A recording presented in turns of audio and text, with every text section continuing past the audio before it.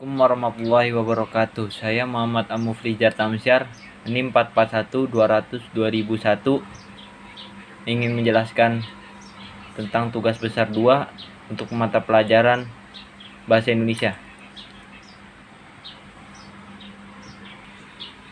Kata pengantar. Rasa syukur saya panjatkan atas rahmat dan ridho Allah Subhanahu wa taala, karena tanpa rahmat dan ridhonya saya tidak dapat menyelesaikan PowerPoint ini dengan baik dan selesai tepat waktu. Dalam PowerPoint ini saya membahas mengenai bahasa Indonesia dan literasi bangsa.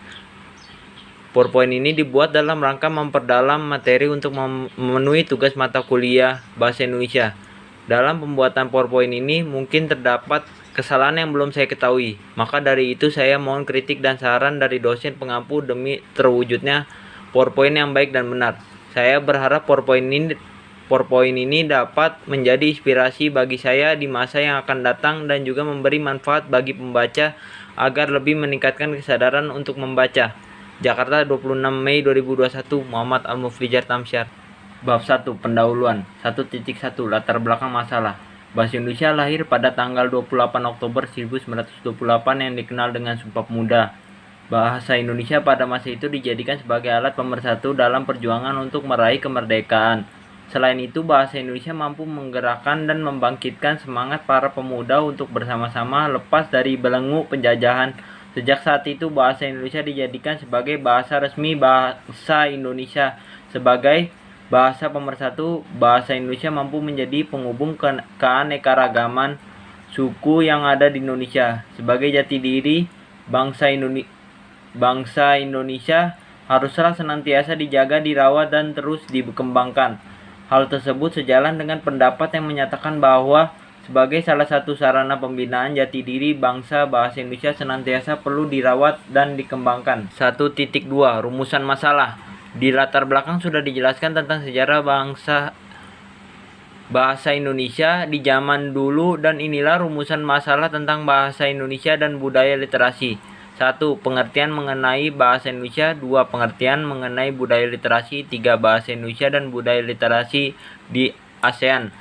1.3. Tujuan penelitian. Dari rumusan masalah di atas bisa diambil tujuan penelitian ini untuk 1. Untuk mengetahui penggunaan bahasa Indonesia. 2. Untuk mengetahui penggunaan bahasa Indonesia di budaya literasi. 3. Untuk mengetahui penggunaan bahasa Indonesia di ASEAN. 1.4. Manfaat penelitian. Manfaatnya agar kita mengetahui tentang bahasa Indonesia dalam budaya literasi dan di ASEAN. Bab 2. Pembahasan. 2.1. Bahasa Indonesia. Negara yang merdeka dan berdaulat dalam menjalankan roda pemerintahan pastilah memerlukan suatu bahasa yang resmi. Selain itu, suatu negara yang merdeka juga pasti memiliki bahasa yang wajib digunakan oleh masyarakat untuk berkomunikasi.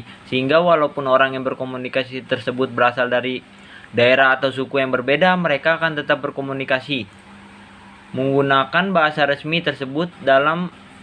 Dengan begitu, jalinan komunikasi akan tetap berjalan dengan baik. Bahasa yang digunakan sebagai bahasa pemersatu ini disebut sebagai bahasa negara ataupun bahasa nasional. Bahasa nasional dan bahasa negara di Indonesia adalah bahasa Indonesia. Kedudukan bahasa Indonesia sebagai bahasa nasional tersebut sangatlah penting dan harus terpenuhi fungsinya. Jika ada salah satu yang tidak terpenuhi, maka fungsi bahasa Indonesia sebagai bahasa pemersatu akan pudar dan akan sirna. Tanpa adanya bahasa atau termasuk bahasa Indonesia, iptek tidak dapat tumbuh dan berkembang. Selain itu, bahasa Indonesia di dalam struktur budaya ternyata memiliki kedudukan, fungsi, dan peran ganda, yaitu sebagai akar dan produk budaya yang sekaligus berfungsi sebagai sarana berpikir dan sarana pendukung pertumbuhan dan perkembangan ilmu pengetahuan dan teknologi atau disebut iptek. Di dalam kedudukannya sebagai bahasa negara, bahasa Indonesia berfungsi sebagai bahasa resmi kenegaraan, bahasa pengantar dalam dunia pendidikan, alat perhubungan di tingkat nasional untuk kepentingan perencanaan dan pelaksanaan pembangunan, alat pengembangan kebudayaan, ilmu pengetahuan, dan teknologi. Bahasa Indonesia sebagai sarana komunikasi yang efektif antar suku yang ada di Indonesia harus senantiasa dijaga. Menurut hal penting yang perlu dilakukan agar bahasa Indonesia mampu menjadi wahana komunikasi yang efektif adalah penjadian dan pemerkayaan bahasa tersebut. Untuk itu, upaya peningkatan mutu rancang bangunnya atau tingkat kebakuan kaidahnya serta pemekaran kosakatanya perlu terus dilaksanakan. 2.2 Budaya literasi. Literasi dapat diartikan sebagai kemampuan membaca dan kemampuan menulis, atau dapat disebut dengan melek aksara atau kebaraksaraan. Seseorang dapat dikatakan literat jika mereka sudah dapat memahami suatu hal karena telah memahami informasi sebagai hasil dari membaca yang tepat dan melaksanakan pemahamannya sesuai dengan apa yang dia serap. Penguasaan literasi dalam segala bentuk ilmu pengetahuan sangat diperlukan karena dengan begitu akan ikut serta mendorong kemajuan suatu bangsa. Literasi sebagai sebuah bentuk kegiatan untuk menafsirkan atau menginterpretasikan segala bentuk ilmu pengetahuan akan membangun manusia yang memiliki pengetahuan yang luas. Mengingat pentingnya apa itu literasi, sepertinya hal ini bertolak belakang dengan apa yang terjadi pada masyarakat kita, khususnya kalangan pelajar, sepertinya kurang meminati budaya literasi. Padahal begitu besar manfaat literasi bagi kalangan pelajar untuk menambah ilmu yang mereka pelajari di sekolah. Budaya literasi akan mempengaruhi tingkat pengetahuan yang meliputi sistem ide atau gagasan yang dimiliki oleh manusia. 2.3 Bahasa Indonesia di ASEAN. Pertumbuhan ekonomi suatu negara merupakan hal utama yang perlu dicapai karena setiap negara menginginkan adanya proses perubahan perekonomian yang lebih baik, dan ini akan menjadi indikator keberhasilan pembangunan ekonomi suatu negara. Percepatan pertumbuhan ekonomi dilakukan mulai dari pembenahan internal kondisi perekonomian di suatu negara, bahkan sampai melakukan kerjasama internasional dalam segala bidang untuk dapat memberikan kontribusi positif demi percepatan pertumbuhan ekonomi.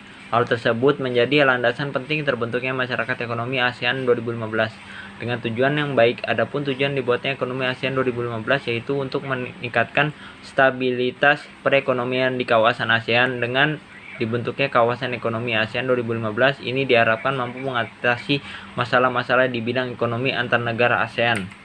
Bab 3 Penutupan.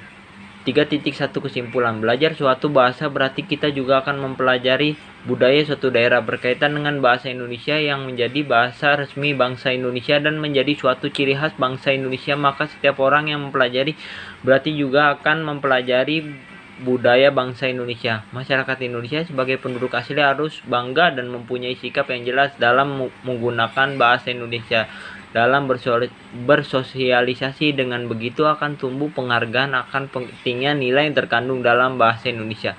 Hal tersebut sekaligus akan melestarikan bahasa Indonesia di tengah tantangan globalisasi yang semakin pesat. 3.2 Saran. Agar siswa memiliki kemampuan berbahasa Indonesia yang baik dan benar, serta dapat menghayati bahasa dan sastra Indonesia sesuai dengan situasi dan tujuan berbahasa, serta tingkat pengalaman siswa saat ini, pembelajaran bahasa Indonesia di sekolah sudah mengarah pada pembelajaran berbasis pada teks. Inilah daftar pustakanya. Cukup sekian dan terima kasih. Wassalamualaikum warahmatullahi wabarakatuh.